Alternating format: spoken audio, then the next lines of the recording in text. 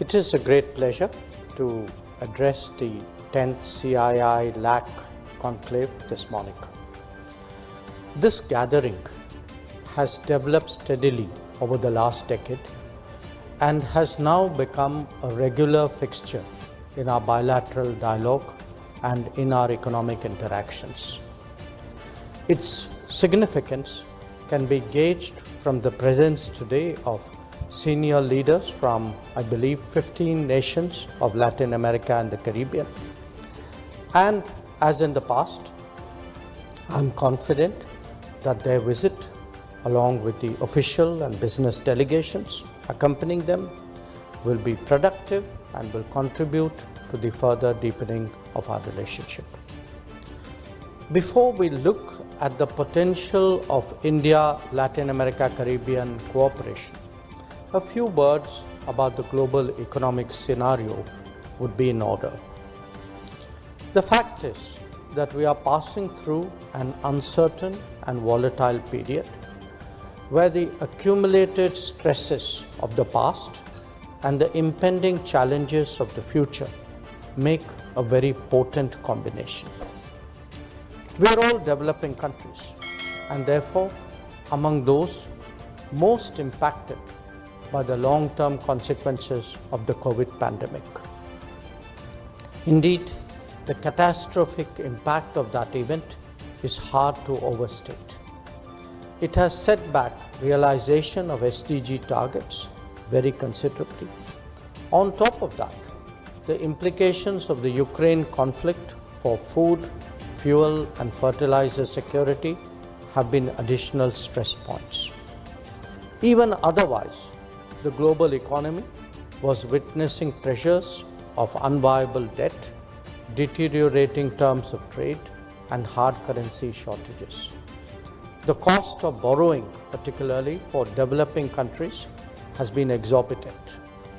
This challenging backdrop is the reality that we must recognize as we explore new forms of cooperation. The economic lessons from these happenings are also something that we need to take into account. Clearly, there is a need to de-risk the global economy from the dangers of over-concentration in any single geography. But we also need to build reliable and resilient supply chains. At the same time, because we have now moved decisively, irrevocably into the digital era, we need to ensure trust and transparency when it comes to selection of partners. Where India's collaboration with Latin America and the Caribbean are concerned, there are some areas of special priority as a result. First and foremost, our partnership must address the needs of health security. India is a major player when it comes to pharmaceuticals and vaccines. We are today prepared to not only export competitively, but also localize production where necessary. Many countries in the region already have positive experiences of our vaccines, of our life-saving drugs, of APIs, and of medical devices. We have also developed the concept of Jan Aushadhi Kendras, which is like a people's pharmacy, that increase accessibility and affordability of medicines. Many of us have a well-established heritage of traditional medicine, facilitating technology flows, harmonizing regulations, recognizing pharmacopoeia, and promoting mobility of talent are among the possibilities that we should encourage. Now, both COVID and conflict have brought home to us the importance of food security. Disputes in faraway places have actually exacerbated hunger in many homes. And like during the COVID times, we saw little concern on the part of those better off about those who were not. Supply chains have also been impacted by threats to maritime shipping, accidents, or even extreme climate events. Since this involves such basic needs of society, the world is ideally looking for self-sufficiency. But if not, at least for close and reliable shoring. Latin America and the Caribbean are regions blessed by nature. They have the ability to serve as a breadbasket, not just for themselves, but for the entire world. But to realize their full potential, there is need for better technology, for greater productivity, for logistics, for post-harvest storage, and for more food processing. Advancements like drones, nano-fertilizers, and AI applications can make a big difference. These are some of the prospects that we need to explore collaboratively. The quest for energy security ranks only next to health and food security. LAC is a prolific producer of energy whose real capabilities are only now beginning to be visible. India, on its part, will actually be accounting for the largest share of new energy demands in the foreseeable future. So tying up as a reliable supplier to the fifth largest economy, probably the third by the end of the decade, makes eminent sense. Modern day transportation ensures that no source of supply is too far. Our shared interests extend beyond orthodox fossil fuels to biofuels and to renewables.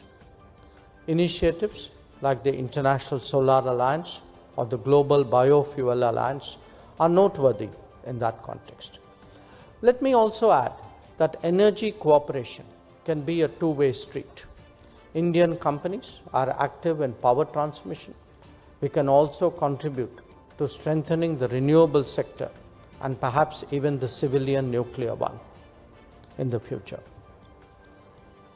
So, ladies and gentlemen, India is today, in many ways, a pioneer of digital public infrastructure. In the last decade, we have veritably seen a transformation in the quality of governance and the efficiency of services delivery as a result.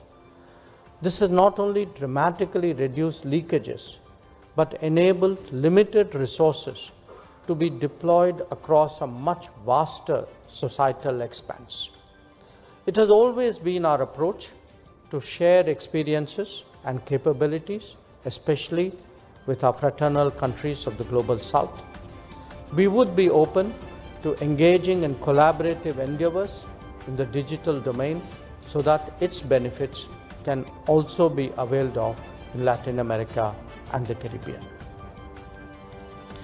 Mining has long been a core economic activity in Latin America.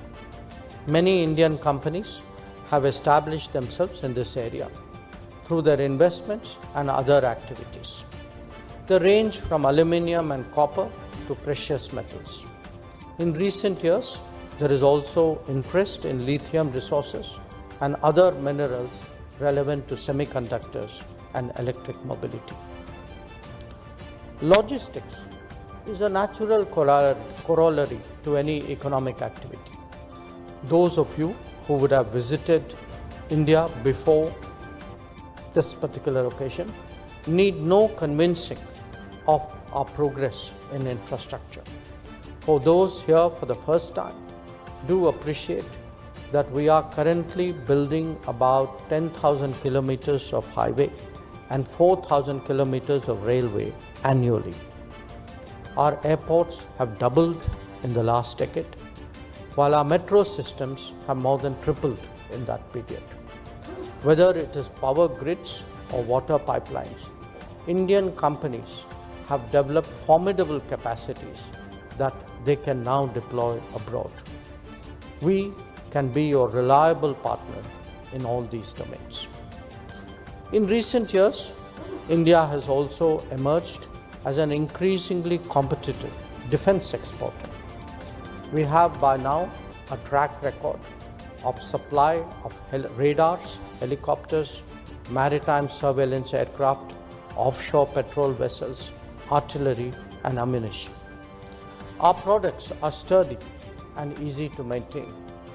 In many ways, we can meet the requirements that emanate from your particular environment. Like Latin America and the Caribbean, India is also rapidly becoming a middle-class society. Quite often, aspirations and lifestyles move ahead of actual incomes. But what it does in multiple domains is to position India as a competitive source for the consumption demands of that economic group. From small cars to two-wheelers, from pharmaceuticals to smartphones, we can today really compete with the best of the world. There is a growing complementarity between our economies that the political leadership can help accelerate and consolidate. Our bilateral trade today has reached the annual range of about $35 to $40 billion annually. These numbers have a real potential of increasing if we make sustained efforts. Stronger cooperation between policymakers and business community will surely yield results. The investment story has also begun to take off in both directions. Here too, there is cause for greater optimism.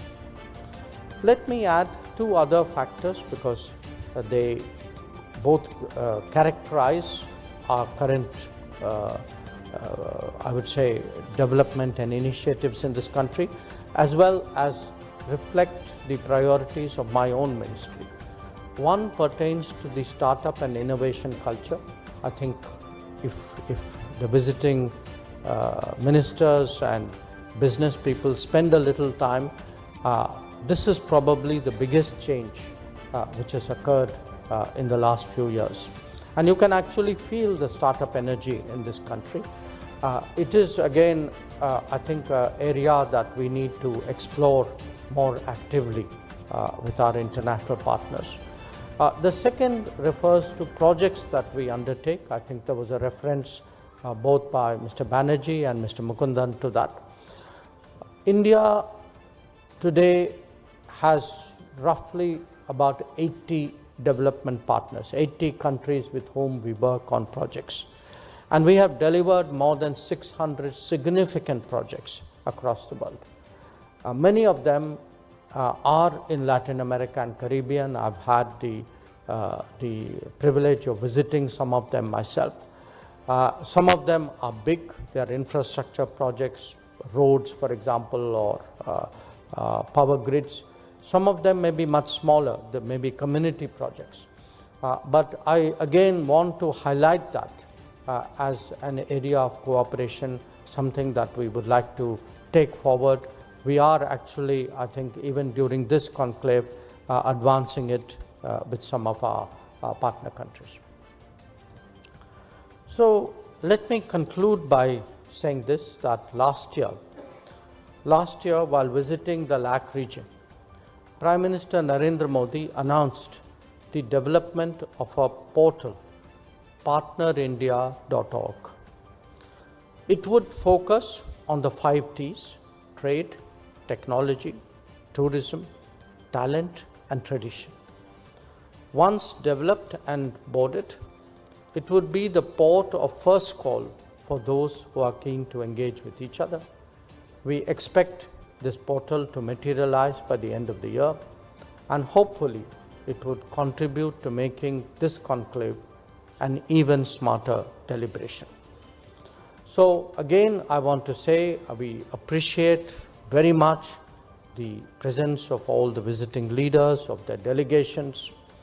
I would particularly like to acknowledge and appreciate the efforts of Team CII and Team MEA. As we now move into the second decade of the India-LAC conclave, I'm confident that this would emerge as a key platform to energize a partnership that is increasingly productive and consequential. I thank you for your attention.